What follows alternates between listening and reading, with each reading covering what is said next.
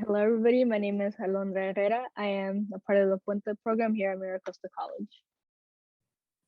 Hello, my name is Marilyn Navarro. So what exactly is the Puente program? The Puente program was designed for community college students, specifically first generation who want to go to a 4-year, specifically a UC. And in Puente, we are assigned into familias, and which are groups. And our familia name is Construyendo Sueños, and is composed by myself, Marisol, Lopez, Lomeli, and my two wonderful classmates.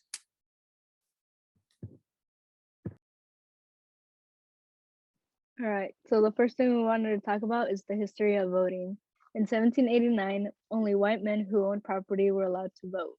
In 1865, after the Civil War, when slavery was abolished, every man was able to vote except for people of color. They were not easily allowed to vote. They had to deal with poll taxes and literacy tests. In 1920, women were finally given the right to vote. In 1965, the Voting Act was passed, which outlawed any discriminatory voting practices adopted in many southern states after the Civil War. In 1971, the voting age changed from 21 to 18.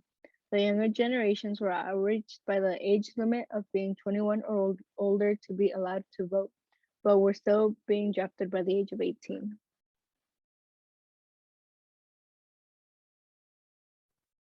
Now for the importance of voting, you are practicing your rights to vote. It will give more representation to the community. It represents people's opinions and your opinion matters. Putting it into perspective, most, if not all, pay taxes, go to jury duty, among other things. Us, the people, should have a say on who is in office and who will make the right changes in our society.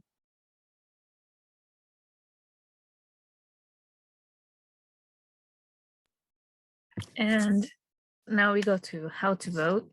So you would have to register, and a place to register at is register2vote.ca.gov/, and then you find an election, and then get educated on what the candidates stand by in regards of their policies and if they are kept the same or changed, because we want to make sure that we know who we are trying to support, and so that they make the right decisions for us, the people. And then the fourth step is to find a polling place or drop box for your ballot. And the register guidelines are to be a citizen of the United States, and in California, you can be a resident and vote. And then be 18 years old at the time of the next election, and not be convicted of any felony or currently serving time or be serving time. Not be judged mentally incompetent. And if you are younger than 18 years old, then you can pre-register to vote at vote.org. So, what to do if you can't vote? For whatever reason, if you can't vote, there are many ways to use your voice. One way could be to promote voting to people who can. The other can be attend public meetings in your cities and states and discuss your opinions. A third option would be volunteering, such as supporting a candidate by going door to door, making phone calls, putting up signs, and even donating when you can. The last of many options would be to get educated on types of parties, for example, Democratic parties, Republican, Green, and Libertarian, and etc.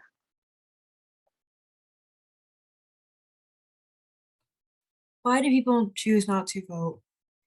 One vote will make a difference. It does, and your vote can be a game changer. I don't know how to. Ask the people around you who do know, or do your own research. Lack of education and access to resources leads to less voting as well. Some people believe that the two well-known political parties, Republican and Democrat, have bad candidates running and choose not to vote because they don't want to support either candidate.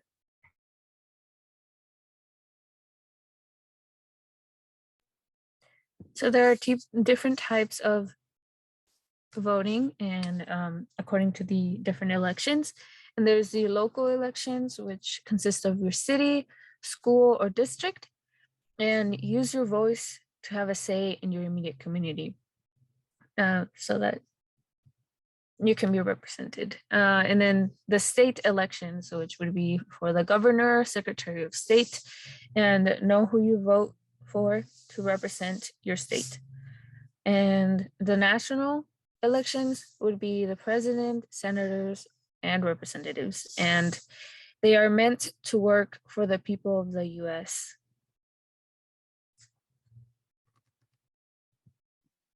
So there are many outcomes on votings and hence why it makes a difference and why it matters. So one of them could be that it makes a difference for other people's lives. It can create change. It adds a resource to the community. It can take away something negative, and it stops something negative from taking place.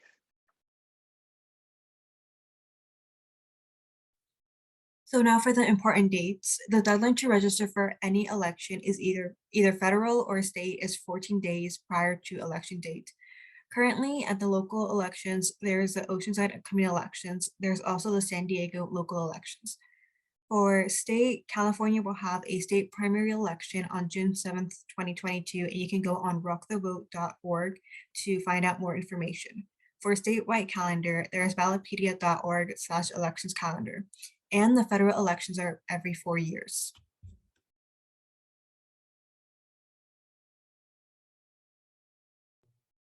So tying back to the why people don't vote slide, another reason could be the language barriers for those trying to vote. And what this is that most of the resources are in the dominant language here in the U.S., which is English, and it's a little hard to find, the websites in different languages unless you actually type in. And in many websites do not have the option displayed to put it in different languages. And this can also discourage potential voters.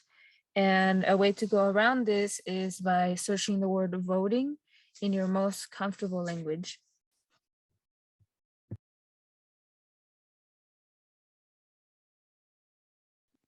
So we do have some questions. If you can answer them in the chat, that would be greatly appreciated.